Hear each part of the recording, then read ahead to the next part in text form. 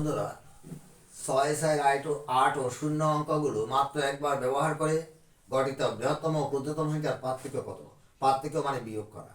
প্রথমে এই সংখ্যাগুলো একবার ব্যবহার করে বৃহত্তম সংখ্যা বের করবো, এই সংখ্যাগুলো আবার ব্যবহার করে একবার ব্যবহার করে ক্ষুদ্রতম সংখ্যা বের করবো। বৃহত্তম মানে বড়, ক্ষুদ্রতম মানে ছোট।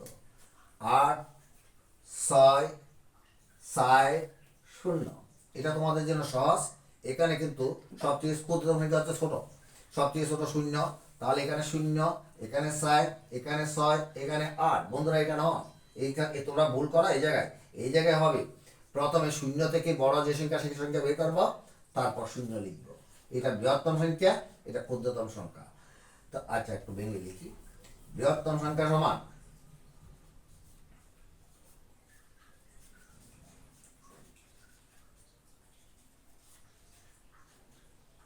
8, 6, 4, 0 বিয়োগ পার্থক্য ক্ষুদ্রতম সংখ্যা সমান,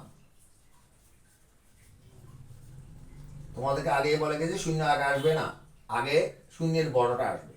অর্থাৎ শূন্যের চেয়ে অন্যান্য সংখ্যার চেয়ে যে সংখ্যাটা ছোট সেটাই আগে আসবে, তারপর 0 আসবে, তারপর 6, তারপর 8। তাহলে ছোট থেকে বড় হলো, এটা ক্ষুদ্রতম সংখ্যা। পার্থক্য হচ্ছে, সুতরাং পার্থক্য সমান